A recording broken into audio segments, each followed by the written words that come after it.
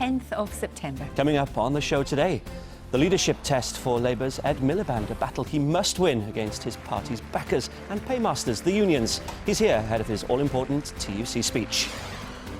Yes, the Labour leader stands accused of losing the plot over the summer. So, has he found it, and will it work?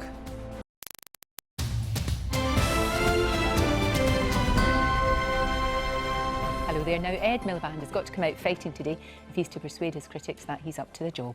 The Labour leader will try to repair his damaged relationships with the unions when he makes a crucial speech later on. Yeah, we're going to speak to him in just a moment. First to our political editor, Sue Jameson, who's at the TUC conference in Bonn. What would you say? Well, if Ed Miliband has irons in the fire, now would be a really good time to pull them out. There's only so much flack that a leader can take before he begins to look seriously weakened. And I've spoken to a lot of the delegates here at this conference who say they need to see very clear light between what the coalition is saying on one side and what Labour is saying on the other. And they want some meaty, proper Labour policies coming from his mouth today, things like 0 hours contracts, because they say he's got a lot of ground to make up. It's the end of a dismal summer for Ed Miliband, who stands accused of failing to get across the Labour message. Squeeze this lady, sorry. Careful, careful. He may have been able to brush off a minor scuffle on the day he relaunched his leadership, but more difficult to dismiss is criticism from senior Labour figures who've questioned what they see as their leader's lack of clarity and direction. When Ed Miliband took a stand on Syria, voting against immediate military strikes, he was then accused of damaging the UK's standing on the world stage. And today he goes into battle with some of his biggest financial supporters as he takes on the might of the trade unions. All this against a backdrop of falling support in the opinion polls means today's performance will be a crucial test of his leadership. Well, the Labour leader Ed Miliband joins us now. A crucial test. You're facing the conference today. Are you feeling the pressure? No, I think what I'm feeling is this is exactly what happens to you as a leader. And I've seen this over 3 years. You know, you learn, Lorraine, to take the rough with the smooth.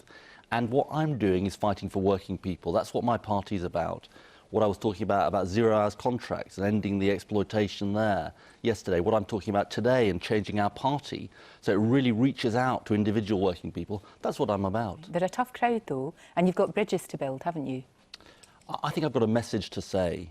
And the message is that the Labour Party's got to change because, you know, we've got old-fashioned structures and our structures need to change. And what's this all about? You know, what is one of the things that people dislike most about politics? That it's not really in touch with individual working people.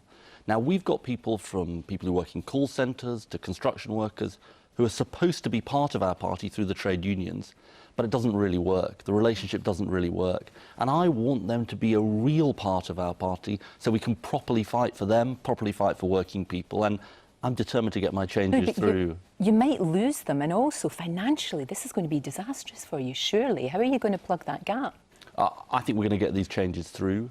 I think there will be an impact on our finances. But let me put it this way. If it's the right thing to do to change our politics, then we should be doing it. And you know what? If we can reach out to individual trade union members and persuade them to come over to us and be part of our party rather than automatically being signed up to our party, then actually it'll protect our finances. So in a way, the test will be on us. And it's things like what I said yesterday on 0 hours contracts, which actually I think will persuade people the Labour Party can make a difference to them. What makes you so sure that those people want to come to your party in the first place? It seems to me really odd that you're picking a fight with the very people who share your values. Well, I'm not picking a fight, Aled. What I'm saying is precisely really what you're saying, which is we can't just assume that every member of the trade unions should automatically be signed up to the Labour Party. They were the structures of many decades ago. That's what I'm changing. I'm saying, actually, we've got to reach out to those people. They've got to have a real choice about whether they can be part of our party. And then they can have a real voice in our party, and that will make our party better for it, more rooted in the lives of nurses and teachers and construction workers and people in every walk of life. And that's the change I want to make, so I can then change the country, so it really works for working people. Well, you say that. Some people have said that you've had a dismal summer.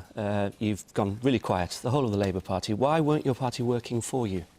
Our party was talking about the most important issue that people are facing. You weren't talking about anything. No one heard anything from you, really. We were talking about the most important issue people are facing, which is the cost of living crisis facing so many families in this country. And that is the biggest issue on most people's minds. And I think, actually, we were talking about the right thing, because that is the thing that is uppermost for so many people. And we were saying what we were going to do about it.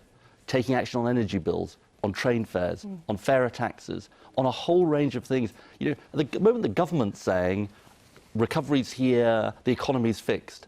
Actually, for most people, that's not their experience. I think life's getting harder, not easier for ordinary families, and it's the Labour Party that's determined to speak up for them. It's interesting because loads of people in your own party, people high up in your party, are saying that you're not strong enough. Lord Prescott, for instance, saying that you need to give your cabinet the hairdryer treatment. Are you just too nice to do that? I think what you always do in this job is get advice.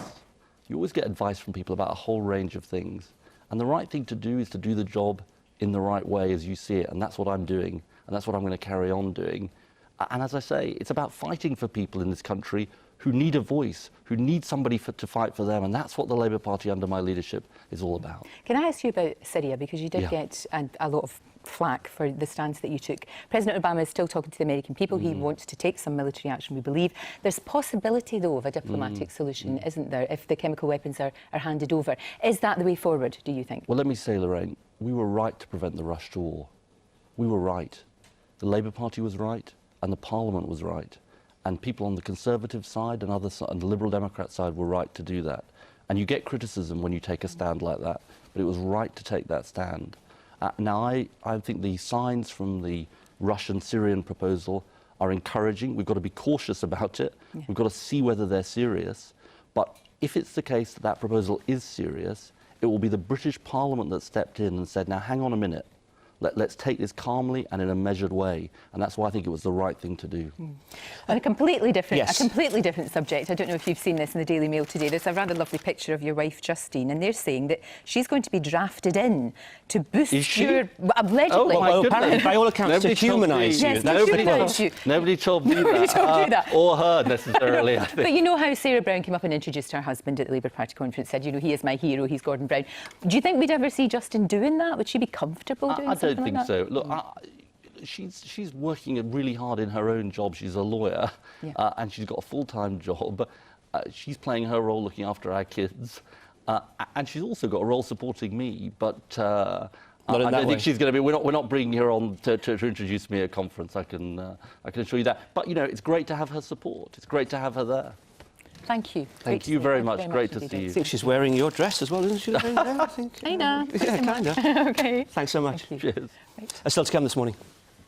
We have got our eyes peeled tonight to see who's around and who looks vulnerable enough to come to the jungle with us. Richard's been on the celebrity hunt with Anton Deck at the TV Choice Awards. Did they find any kings or queens in the waiting, I wonder? See you in a minute. Thank you.